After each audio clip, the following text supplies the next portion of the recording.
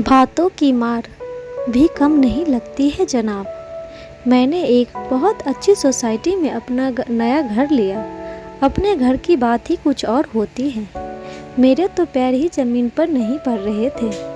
नई सोसाइटी के लोग काफ़ी अच्छे थे और कुछ लोग तो काफ़ी रईस भी। हम तो काफ़ी मशक्क़त के बाद ये फ्लैट पाए थे। धीरे धीरे मेरा मन यहाँ लगने लगा था और सबसे जान पहचान भी होने लगी थी। अब मेरी भी एक छोटी सी गैंग बन गई थी जिसमें हम खूब मस्ती करते थे। हमारी गैंग में रति मुझे सबसे प्रिय थी। एक दिन रति मुझसे बोली, सुनो तन्नू, तुम्हें मेरी किटी में आना है क्या? हम 9 लेडीज़ हैं, तू आके 10 कर दे।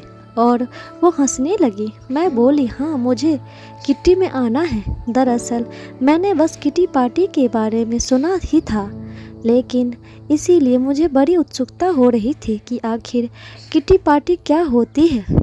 ये तो केवल अमीर घर की औरतें ही करती है।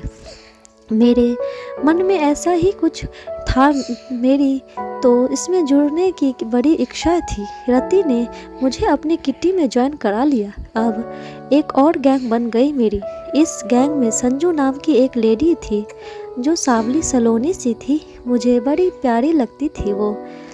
अभी उसकी शादी को 6 महीने ही नहीं हुए थे, लेकिन वो बड़ी शांत और चुपचाप सी रहती ग्रुप में। मैंने रति से संजू के बारे में पूछा तो वो बोली कि वो ऐसी ही है, लेकिन मेरा मन मानने को तैयार नहीं हुआ। इतनी प्यारी है, इसके चुप्पी के पीछे कोई ना कोई वजह तो ज़रूर होगी। खैर, बात आई गई हो गई। किट्टी की अगली पार्टी उसी के घर थी और सब बड़े खुश थे क्योंकि उसके घर वाले बहुत शानदार पार्टी देते थे। संजू भी खूब तैयार होती थी। संजू से ज़्यादा बाकी लोग उत्सुक थे, बल्कि वो मुझे दुखी लगी। पार्टी वाले दिन हम संजू के घर समय पर पहुंच गए। सच, उसका आलीशान घर और उसकी सजावट देख मेरी आंखें फटी रह गई। थोड़ी देर बाद संजू आई, महंगे गाउन में लिपटी हुई। वाकई में वो बहुत प्यारी लग रही थी, लेकिन मुझे साफ दिख रहा था कि वो कंफर्टेबल नहीं है। पार्टी शुरू हो गई। सब मस्ती कर रहे थे। उसकी सास भी हमारे साथ ज्वाइन हो गई थी। बातों ही बातों में संजू की सास बोली, भाई हमें तो श्वेता जैसी बहू चाहिए थी, बिल्कुल मैदे जैसे गोरी, लेकिन नसीब में ये लिखी थी।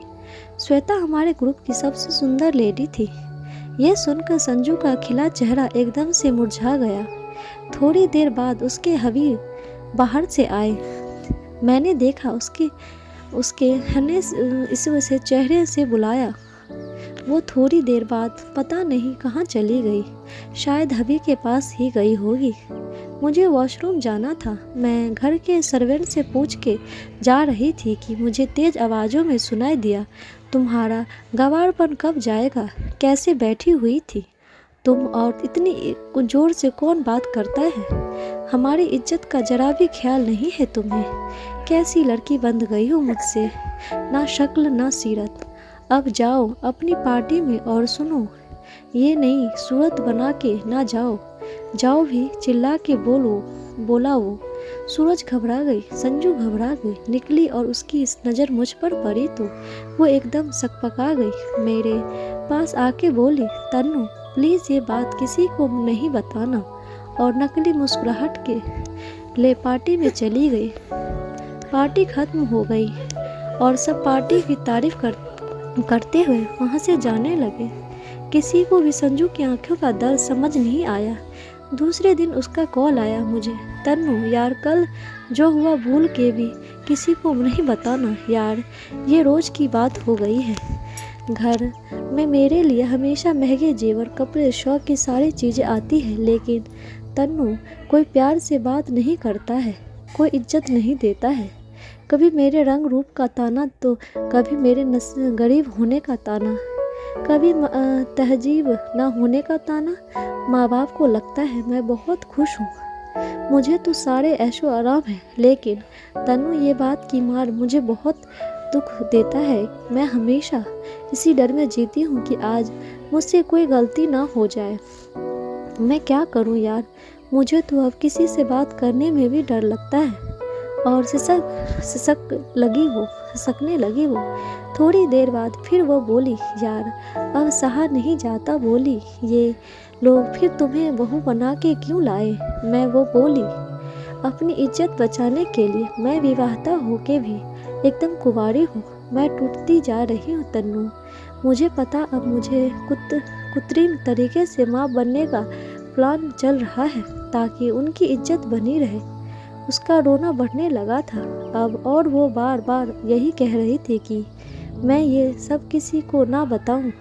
उस दिन के बाद हमारी कभी भी बात नहीं हुई।